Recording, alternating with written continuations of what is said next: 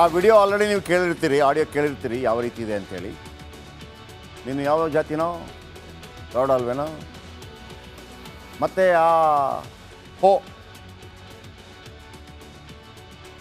ಆ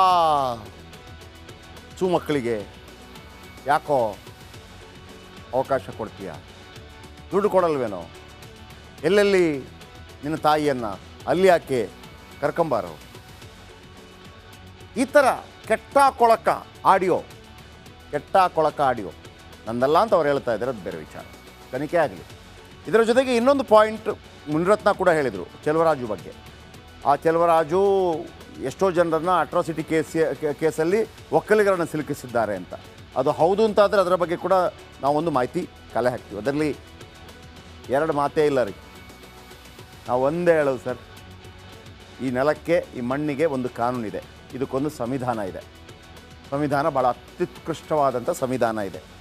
ಯಾರಿಗೂ ಕೂಡ ಅದು ಏನು ಕೆಟ್ಟದನ್ನು ಬಯಸಲ್ಲ, ಅದರ ಪ್ರಕಾರ ನಡಿಬೇಕು. ಇಲ್ಲ ಅಂತಂದರೆ ನಾವು ಅದು ದರ್ಶನ್ ಆಗಿರ್ಬೋದು, ಪ್ರಜ್ವಲ್ ರೇವಣ್ಣ ಆಗಿರ್ಬೋದು, ಸೂರಜ್ ರೇವಣ್ಣ ಆಗಿರ್ಬೋದು, ಮುನಿರತ್ನ ಆಗಿರ್ಬೋದು, ಸಿದ್ದರಾಮಯ್ಯನವರಾಗಿರ್ಬೋದು, ಕುಮಾರಸ್ವಾಮಿಯವರಾಗಿರ್ಬೋದು, ಯಡಿಯೂರಪ್ಪನವರಾಗಿರ್ಬೋದು, ಯಾರು ನಮ್ಮನ್ನು ಇನ್ಫ್ಲುಯೆನ್ಸ್ ಮಾಡೋಕ್ಕಾಗಲ್ಲ. ಇಲ್ಲಿ ಮುನಿರತ್ನ ತಪ್ಪೇನು? ಬನ್ನಿ, ಒಂದು ಜೀವ ಬೆದರಿಕೆ ಹಾಕಿದ್ರ, ಕಮಿಷನ್ ಹಣಕ್ಕಾಗಿ ಬೇಡಿಕೆ ಇಟ್ಟರ, ಕಮಿಷನ್ ಹಣ ದುಡ್ಡು ಕೊಟ್ಟಿಲ್ಲ ಮತ್ತೊಂದು ಮಾಡ್ತಾರೆ, ಎಲ್ಲ ಓಕೆ, ಕೇಳ್ತೀರಿ. ಜೀವ ಬೆದರಿಕೆ ಒಂದು ಕಡೆ ಇರುತ್ತೆ. ಆಮೇಲೆ ಒಂದು ಮಾತು ಹೇಳ್ತಾರೆ, ನಿನ್ನ ಮುಂದೆ ಮೇಲೆ ಯಾರಿರೋದು, ದಲಿತರ ಜೊತೆ ಬೆರೆಯುವುದಕ್ಕೆ ಬಿಡ್ತಾ ಇಲ್ಲ ಅಂತೇಳಿ. ಆ ದಲಿತ ಯುವಕನ ಬಗ್ಗೆ ಒಂದು ಕೆಟ್ಟ ಮಾತನ್ನು ಹೇಳ್ತಾರೆ. ದಲಿತ ಸೂಪರ್ವೈಸರ್ನ ತೆಗೆದು, ನೀನೇನೋ ಅವನನ್ನು ಇಟ್ಕೊಂಡಿದ್ದೀಯಾ, ಅವರು ಡ್ಯಾಶ್ ಡ್ಯಾಶ್ ಡ್ಯಾಶ್. ಆ ದಲಿತ ಸೂಪರ್ವೈಸರ್ನ ತೆಗೆದು ಹಾಕಲು ಒತ್ತಡ, ಕೆಟ್ಟ ಕೊಳಕ ಪದ, ಆ ರೀತಿ ಬೈಯೋಂಗಿಲ್ಲ. ಅಟ್ರಾಸಿಟಿ ಕೇಸ್ ಭಾಳ ಸ್ಟ್ರಾಂಗ್ ಇದೆ. ಅದು ಸ್ಟ್ರಾಂಗ್ ಇದೆಯಲ್ವಾ? ಈಗ ನಾನು ನಿಮಗೆ ನಮ್ಮ ಕರ್ನಾಟಕದಲ್ಲಿ ಎಷ್ಟು ದಲಿತ ಶಾಸಕರಿದ್ದಾರೆ ಅಂತ ಹೇಳ್ತೀನಿ. ದಲಿತ ಶಾಸಕರು ಅದು ಏನು ಮಾಡ್ತಾರೆ ನಾನು ನೋಡಬೇಕು. ದಲಿತ ಶಾಸಕರು ಯಾರಂದ್ರೂ ಹೇಳ್ತೀನಿ, ಯಾವ್ಯಾವ ಪಾರ್ಟಿಯಲ್ಲಿ ಎಷ್ಟು ಜನ ಇದ್ದಾರೆ ಅಂತ ಹೇಳ್ತೀನಿ. ಇಷ್ಟು ಕೆಟ್ಟ ಕೊಳಕ ಬೈದಾಗ ನೀವೇನು ಮಾಡ್ತೀರಿ ನನಗೆ ಗೊತ್ತಾಗಬೇಕು, ರಾಜ್ಯ ಜನರಿಗೆ ಗೊತ್ತಾಗಬೇಕು. ಅದು ತೋರಿಸ್ತೀನಿ, ಲಿಸ್ಟ್ ಕೊಡ್ತೀನಿ. ಈಗ 36 ಜನ ಲಿಸ್ಟ್ ಕೊಡ್ತೀನಿ, ರೆಡಿಯಾಗಿರಿ. ಇನ್ನು ನನ್ನ ತಾಯಿ ಪತ್ನಿ ಬಗ್ಗೆ ಕೆಟ್ಟ ಪದ ಬಳಸಿದ್ದಾರೆ ಅಂತ ಹೇಳ್ತಾರೆ. ಅದು ಕೂಡ ನಾನು ಕೇಳಿಸ್ಕೊಂಡಿದ್ದೀನಿ, ಇಲ್ಲಿ ನಿಮಗೆ ಕೇಳಿಸೋಕ್ಕಾಗೋದಿಲ್ಲ. ಅದನ್ನು ಅವ್ರು ಹೇಳಿದ್ರಲ್ವ, ನಿನ್ನ ಹೆಂಡ್ತಿನ ನನ್ನ ಜೊತೆ ಕಳಿಸು, ಚೆನ್ನಾಗಿದ್ದಾಳ ಫೋಟೋ ಕಳಿಸು, 10 ವರ್ಷದ ಮಗು ಕಳಿಸು, ತಾಯಿನ ಕಳಿಸು, ನಿನ್ನ ಹೆಂಡ್ತಿ ಫೋಟೋ ತೋರಿಸು ಅಂದರು.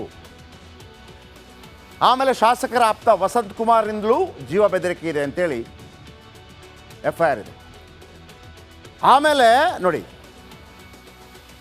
ರೇಣುಕಾ ಸ್ವಾಮಿಗೂ ಆದ ಗತಿ ನಿನಗೂ ಬರುತ್ತೆ ಅಂತ ಆವಾಜ್ ಹಾಕಿದ್ದಾರೆ. ಆಡಿಯೋದಲ್ಲಿದೆ, ಇವರು ಹೇಳ್ತಾರೆ, ನನ್ನ ಆಡಿಯೋ ಅಲ್ಲ. ಯಾವ ರೇಣುಕಾ ಸ್ವಾಮಿ? ಯಾರಿವರು? ಮುನಿರತ್ನ, ಕುರುಕ್ಷೇತ್ರ ಸಿನಿಮಾದ ನಿರ್ಮಾಪಕರು. ಕುರುಕ್ಷೇತ್ರ ಸಿನಿಮಾದಲ್ಲಿ ಯಾರು hero come villain? Ravana, Darshan. ಹಾಗಿದ್ರೆ ಒಂದು ಎನ್ಕ್ವೈರಿ ಆಗಬೇಕು ರೇಣುಕಾ ಸ್ವಾಮಿ ವಿಚಾರದಲ್ಲಿ. ಇವರು ಹೇಳ್ತಾರಲ್ಲ, ರೇಣುಕಾ ಸ್ವಾಮಿಗೆ ಆದಂಥದ್ದು ನಿನಗೂ ಆಗತ್ತೆ ಅಂತ. ಗಿರೀಶ್, DCP ಗಿರೀಶ್ ಮತ್ತು ACP ಚಂದನ್ ಇವರ ವಿರುದ್ಧ ಕೂಡ ಒಂದು ಎನ್ಕ್ವೈರಿ ಮಾಡಬೇಕು. ಅದು ಹೆಂಗೆ ಹೇಳಿದ್ರು ಇವರು? ಹಾಗಿದ್ರೆ ಇವರು ಕೆಲವು ಮಾಹಿತಿ ಗೊತ್ತಿರ್ಬೋದಲ್ವಾ? ಆಮೇಲೆ ಯಾವುದೇ ದೂರು ನೀಡದೆ ಹಣ ನೀಡಲು ಒತ್ತಾಯ, 2021ರಿಂದಲೂ ಈ ರೀತಿ ಬೆದರಿಕೆ ಹಾಕ್ತಾ ಇದ್ದಾರೆ ಅಂತ ಅವರು ಆರೋಪವನ್ನು ಮಾಡಿದ್ದಾರೆ. ಓಕೆ, ಇದಕ್ಕೆ ಅನೇಕ ಲೀಡರ್ಗಳು ಮಾತಾಡಿದ್ದಾರೆ. ಬನ್ನಿ, ಏನೆಲ್ಲ ಹೇಳಿದ್ದಾರೆ, ಯಾವೆಲ್ಲ ನಾಯಕರು ಏನೆಲ್ಲ ಹೇಳಿದ್ದಾರೆ. ಆಮೇಲೆ ನಿಮಗೀಗ ಲಿಸ್ಟ್ ಕೊಡ್ತೀನಿ. ದಲಿತರ ಬಗ್ಗೆ ಈ ಥರ ಮಾತಾಡಿದಾರಲ್ಲ, ಆಡಿಯೋ ಕೊಡ್ತೀನಿ ಬೇಕಿದ್ರೆ. ದಲಿತರ ಬಗ್ಗೆ ಈ ಥರ ಮಾತಾಡಿದಾರಲ್ಲ, 36 ದಲಿತ ಶಾಸಕರು ಏನು ನಿರ್ಧಾರ ಕೈಗೊಳ್ತೀರಿ ನನಗೆ ಗೊತ್ತಾಗಬೇಕು. ಅದಕ್ಕಿಂತ ಮೊದಲು RR ನಗರದ BJP ಶಾಸಕ ಮುನಿರತ್ನ, ಇವರು ಈ ಹಿಂದೆ ಕಾಂಗ್ರೆಸ್ಸಲ್ಲಿದ್ದರು. ಈ ಪಕ್ಷಾಂತರ ಆಯ್ತಲ್ಲ, ಅಂದರೆ ಶಾಸಕ ಸ್ಥಾನಕ್ಕೆ ರಾಜೀನಾಮೆ ಕೊಟ್ಟು ಬಂದ್ರಲ್ಲ ಒಂದು 15 ಜನ, ಆಗ ಇವರು ಕೂಡ ಇದ್ದರು. ಕಾಂಗ್ರೆಸ್ ಶಾಸಕ ಸ್ಥಾನಕ್ಕೆ ರಾಜೀನಾಮೆ ಕೊಟ್ಟು ಅವರು BJP ಸೇರ್ತಾರೆ. ನಂತರ BJPಯಲ್ಲಿ ಗೆದ್ದು ಮಂತ್ರಿ ಕೂಡ ಆಗ್ತಾರೆ. ಕಾಂಗ್ರೆಸ್ನಲ್ಲಿದ್ದಾಗ ಇವರು DK ಶಿವಕುಮಾರ್ ಬ್ರದರ್ಸ್ಗೆ ತೀರಾ ಆಪ್ತರು. ಅಣ್ಣ ಅಣ್ಣ ಅಣ್ಣ. BJPಗೆ ಹೋದ ನಂತರ ಇವರನ್ನು ಸೋಲಿಸೋದಕ್ಕೆ ಶಿವಕುಮಾರನ್ ಟೀಮ್ ಬಹಳ ದೊಡ್ಡ ಪ್ರಯತ್ನ ಪಟ್ಟಿತ್ತು. ಅದು ಕೂಡ ನಿಜವೇ. ಈಗ ಚೆಲುವರಾಜು ಅನ್ನುವಂಥ ಓರ್ವ ಗುತ್ತಿಗೆದಾರನನ್ನು 30 ಲಕ್ಷ ಕೊಡಬೇಕಿತ್ತು. 15 ಲಕ್ಷ ಕೊಡ್ತೀನಿ ಅಂತ ಆತೇನೋ ಬಂದಿದ್ದಂತೆ, ಇಷ್ಟು ಕೊಡ್ತೀನಿ ಅಂತ ಹೇಳಿದ್ನಂತೆ. ಆತನ ಕರೆದು ಹಿಗ್ಗಾಮುಗ್ಗ ಬೈದಿದ್ದಾರೆ. ಹಿಗ್ಗಾಮುಗ್ಗ ಹೇಗೆ? ಅಂತಿಂಥ ಬೈಗಳ ಅಲ್ಲ, ಮುತ್ತುರತ್ನಗಳು. ಮುನಿರತ್ನ ಅವರ ಬಾಯಿಂದ ಮುತ್ತುರತ್ನಗಳು. ಆದರೆ ಕೆಟ್ಟ ಕೊಳಕ ಭಾಷೆಯಿಂದ ಹೆಣ್ಣು ಮಕ್ಕಳಿಗೆ ಬೈದಿದ್ದಾರೆ, ಜಾತಿಗೆ ಬೈದಿದ್ದಾರೆ, ಒಕ್ಕಲಿಗ ಜಾತಿಗೆ ಬೈದಿದ್ದಾರೆ, ದಲಿತ ಸಮುದಾಯಕ್ಕೆ ಬೈದಿದ್ದಾರೆ. ಎಷ್ಟು ಕೆಟ್ಟ ಕೊಳಕ ಅಂತಂದರೆ ಜಾತಿನಿಂದನೇ ಆರೋಪ. ಆಮೇಲೆ ಚೆಲುವರಾಜು ಬೇಡ್ಕೋತಾರೆ, ಇಲ್ಲ ಸರ್ ಬೇಡ ಸರ್. ಹೆಂಗೆ ಕೇಳ್ತಾರೆ ಅಂತಂದರೆ, ಏಯ್ ನೀನು ಯಾವ ಜಾತಿನೋ, ಗೌಡ ಅಲ್ವೇನೋ, ಗೌಡ ಆಗ್ಬಿಟ್ಟು ಆ ಸಮುದಾಯವನ್ನು ಹೆಂಗೆ ಅಂತಂದರೆ ಏಯ್ ಸೂ ಅದೆಲ್ಲ. ಆಮೇಲೆ ಕೊಡಲ್ವೇನೋ, ನಿನ್ನ ತಾಯಿಯಲ್ಲೋ, ಬಾ ಕರ್ಕೊಂಬ, ನಿನ್ನ ಹೆಂಡ್ತಿಯಲ್ಲೋ, ಆ ಥರ ಈ ಥರ ಎಲ್ಲ ಹೇಳಿಕೆಗಳು. ಇದೆಲ್ಲವೂ ಗಮನದಲ್ಲಿಟ್ಟುಕೊಂಡು ಇದೀಗ ಅವರು ಅಲ್ಲಿಂದ ಕೋಲಾರ ಮುಖಾಂತರವಾಗಿ ತಿರುಪತಿ ಹೋಗೋದಕ್ಕೆ ಪ್ರಯತ್ನ ಪಡ್ತಾ ಇದ್ರು, ಗೊತ್ತಿಲ್ಲ. ಅರೆಸ್ಟ್ ಮಾಡಿ ಕರ್ಕೊಂಬರಲಾಗಿದೆ. ನಾಲೆಗೆ ಹರಿಬಿಟ್ಟಿದ್ದಾರೆ.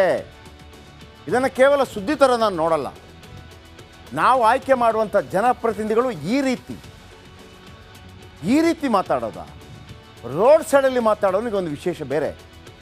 ಆ ಪವಿತ್ರವಾದಂಥ ವಿಧಾನಸೌಧದಲ್ಲಿ ಕೂತ್ಕೊಳ್ಳೋರು ಈ ಥರದ ಮಾತುಗಳನ್ನು ಇವರೇ ಸಂವಿಧಾನದ ಮೇಲೆ ಪ್ರಮಾಣ ಮಾಡಿ ಪ್ರಮಾಣ ವಚನ ಸ್ವೀಕಾರ ಮಾಡ್ತಾರೆ. ಬನ್ನಿ ಇದರ ಬಗ್ಗೆ ಕಂಪ್ಲೀಟ್ ಮಾಹಿತಿ ನಿಮ್ಮ ಮುಂದೆ. ಅದಾದ ನಂತರ ಒಂದು ಆಶ್ಚರ್ಯಕರವಾದಂಥ ಒಂದು ಸ್ಟೋರಿ ಕೊಡ್ತೀನಿ, ನೋಡಿ ಇವರನ್ನು.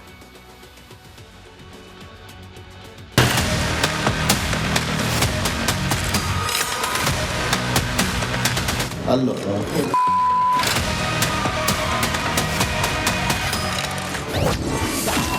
ಆರ್ ನಗರ ಬಿಜೆಪಿ ಶಾಸಕ ಮುನಿರತ್ನ ಅರೆಸ್ಟ್. ಬೈಗುಳ ವೀರ ಶಾಸಕನ ಕೈಗೇರಿತು ಕೋಳ. ಬಿಜೆಪಿ ಶಾಸಕ ಮುನಿರತ್ನ ಅವರನ್ನ ಪೊಲೀಸರು ಬಂಧಿಸಿದ್ದಾರೆ. ಗುತ್ತಿಗೆದಾರ ಚೆಲುವರಾಜುಗೆ ಜಾತಿ ನಿಂದನೆ ಮಾಡಿದಲ್ಲದೆ ಜೀವ ಬೆದರಿಕೆ ಹಾಕಿದ್ದಾರೆ ಅಂತ ವೈಯಾಲಿಕಾವಲ್ ಪೊಲೀಸ್ ಠಾಣೆಯಲ್ಲಿ ಎಫ್ಐಆರ್ ದಾಖಲಾಗಿತ್ತು. ಆಂಧ್ರದ ಚಿತ್ತೂರಿಗೆ ತೆರಳುತ್ತಿದ್ದಾಗ ಕೋಲಾರದ ನಂಗಲ್ಲಿ ಎಂಬಲ್ಲಿ ಟವರ್ ಲೊಕೇಶನ್ ಆಧರಿಸಿ ಬಂಧಿಸಲಾಗಿದೆ. ರಸ್ತೆ ಮಾರ್ಗದಲ್ಲೇ ಬೆಂಗಳೂರಿಗೆ ಕರೆತರಲಾಗಿದೆ. ಆಡಿಯೋ ಸತ್ಯವಾಗಿದ್ದರೆ ರಾಜೀನಾಮೆ. ಅರೆಸ್ಟ್ ಆಗೋ ಮುನ್ನ ಮಾತಾಡಿದ ಶಾಸಕ ಮುನಿರತ್ನ ಆ ಆಡಿಯೋವನ್ನ ಕೋರ್ಟ್ಗೆ ಕೊಡಿ, ಅದರಲ್ಲಿರುವ ಆಡಿಯೋ ನನ್ನದೇ ಅಂತ ಪ್ರೂವ್ ಆದ್ರೆ ರಾಜೀನಾಮೆ ಕೊಡ್ತೀನಿ ಅಂತ ಹೇಳಿದ್ದಾರೆ. ನನಗೆ ಬಂದಂತ ದೂರಲ್ಲಿ ದೇವರಾಜೇಶ್ವರ ಟ್ರಕ್ ಟರ್ಮಿನಲ್ ಅಲ್ಲಿ ಪ್ರತಿ ತಿಂಗಳು 15 ಲಕ್ಷ ಅವ್ಯವಹಾರ ಆಗ್ತಾ ಇದೆ ಅಂತ ಕಂಡು ಬಂದಾಗ ನಾನು ಒಂದು ಪತ್ರ ಬರೆದೆ, ಇದನ್ನು ತನಿಖೆ ಮಾಡಿ ಅಂತ ಹೇಳಿದ್ದ ದೇಶದಿಂದ ಪ್ರಾರಂಭ ಆಯಿತು. ಯಾವುದಾದ್ರು ಒಂದು ರೀತಿಯಲ್ಲಿ ಸಂಚು ರೂಪಿಸೋದಕ್ಕೆ ಡಾಕ್ಟರ್ ಮಂಜುನಾಥ್ ವಿರುದ್ಧವಾಗಿ ಸೋತಂತ DK ಸುರೇಶ್, ಇದು ಜಾಯಿಂಟ್ ಆಪರೇಷನ್ ಒಂದು ಸಂಚಿದು. ಈ ಸಂಚಲ್ಲಿ ಬಲಿಯಾಗಿರ್ತಕ್ಕಂಥದ್ದು ಒಂದು ವ್ಯಕ್ತಿನ ಬಳಸ್ಕೊಂಡಿರತಕ್ಕದ್ದು, ಅದರಲ್ಲಿ ಗುತ್ತಿಗೆದಾರನಾಗಿರ್ತಕ್ಕಂಥ ಚೆಲುವರಾಜು. ಒಕ್ಕಲಿಗ ಸಮಾಜದ ಮೇಲೆ, ಒಕ್ಕಲಿಗರ ಮೇಲೆ ಇಲ್ಲಿವರೆಗೂ ಒಂದು 20 ಜನರ ಮೇಲೆ ಅಟ್ರಾಸಿಟಿ ಕೊಟ್ಟಂತ ವ್ಯಕ್ತಿ ಇವತ್ತು ನನ್ನ ಮೇಲೆ ಕೊಟ್ಟಿರ್ತಕ್ಕಂಥದ್ದು. ದಲಿತ ಸಮುದಾಯನ ಆ ಸಮಾಜನ ಆ ಸಮಾಜ ಜೊತೆಯಲ್ಲಿ ಇದ್ದಂಥವ್ರನ್ನ ಬಳಸ್ಕೊಂಡು ನನ್ನ ಮೇಲೆ ಮಾಡ್ತಾ ಇರ್ತಕ್ಕಂಥ ಒಂದು ಸಂಚು. ಮುನಿರತ್ನ ಬಾಯಿ ಬಿಟ್ರೆ ಸಾಕು ಮುತ್ತು ರತ್ನ.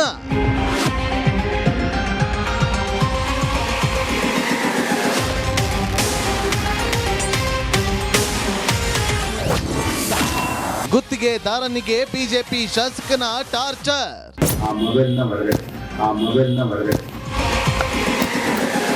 ಮೀಟಿಂಗ್ ನೆಪದಲ್ಲಿ ಮನೆಗೆ ಕರೆಸಿ ಕೂಡಿ ಹಾಕಿ ಚಿತ್ರಹಿಂಸೆ ಕೊಡ್ತಾರೆ. ಬಿಬಿಎಂಪಿ ಅಧಿಕಾರಿಗಳನ್ನು ಬಟ್ಟೆ ಬಿಚ್ಚಿ ಕೂರಿಸ್ತಾರೆ ಅಂತ ಗುತ್ತಿಗೆದಾರ ಚೆಲುವರಾಜು ಸಾಲು ಆರೋಪ ಮಾಡಿದ್ದಾರೆ. MLA ಸಾಹೇಬ್ರಿಗೆ ದುಡ್ಡು ಕೊಟ್ಟರೆ ಸರಿ, ನೀನು ಅಲ್ಲಿ ಇಲ್ಲಿ ಏನೋ ಕಂಪ್ಲೇಂಟ್ ಕೊಡ್ತಾ ಇದ್ದೆ ಅಂತ ಲೋಕಾಯುಕ್ತ ಕೊಡ್ತಾ, ಯಾರಿಗೂ ಗೊತ್ತಾಗ್ದಂಗೆ ಎಲ್ಲ ಲೀಕ್ ಆಯಿತು, ನೀನನ್ನು ಮರ್ಡರ್ ಮಾಡಿಸ್ಬಿಡ್ತೀನಿ ಅಂತ ನನಗೆ ಎದುರಿಸಿದ್ರು. ತಾಯಿ ಕೇಳಿದ್ದಾರೆ, ನನ್ನ ಹೆಂಡ್ತಿ ಕೇಳಿದ್ದಾರೆ, ನನ್ನ ಮಗು 10 ವರ್ಷದ ಮಗುನ ಕೇಳ್ತಾರೆ. ತುಂಬ ನೋವಾಗುತ್ತೆ ಹೇಳ್ಕೊಳ್ಳೋಕ್ಕೆ. ಈ ಸಮಾಜ ಈಗಿದೆಯಾ, ಈ ರಾಕ್ಷಸ MLA ಈ ಥರ ಇದ್ದಾರಾ ಅಂತ ನಾನು ನಿರ್ಧಾರ ಮಾಡಿ ಕಣ್ಣಲ್ಲಿ ನೀರು ಬರುತ್ತೆ ಹೇಳ್ಕೊಳ್ಳೋಕ್ಕೆ. ಮನೆಗೆ ಹೋದರೆ ದುಡ್ಡು ಎಲ್ಲಪ್ಪ ಅಂದರೆ ದುಡ್ಡಿಲ್ಲ ಸರ್ ಅಂತ ಅಂದರೆ ಸಾಲ ಮಾಡಿಕೊಡು. ಸಾಲ ಸರ್ ಯಾರು ಸರ್ ಸಾಲ ಕೊಡ್ತಾರೆ ಅಂದರೆ ನಿಮ್ಮ ಹೆಂಡ್ತಿ ಕಳಿಸು ನನ್ನ ಹತ್ರಕ್ಕೆ ಅಂತಾನೆ. ಫೋಟೋ ಕೊಡು ಎಲ್ಲ ತೋರಿಸು ನೋಡೋಣ ಹೆಂಗಿದ್ದಾರೆ ಅಂತ ಕೇಳಿದೆ. ಇದರ ಮಧ್ಯೆ ಮುನಿರತ್ನಗೆ ಬಿಜೆಪಿ ನೋಟಿಸ್ ನೀಡಿದೆ. 5 ದಿನಗಳ ಒಳಗಾಗಿ ಘಟನೆ ಬಗ್ಗೆ ಸ್ಪಷ್ಟನೆ ಕೊಡುವಂತೆ ಸೂಚನೆ ಕೊಟ್ಟಿದೆ. Bureau report, republic Kannada.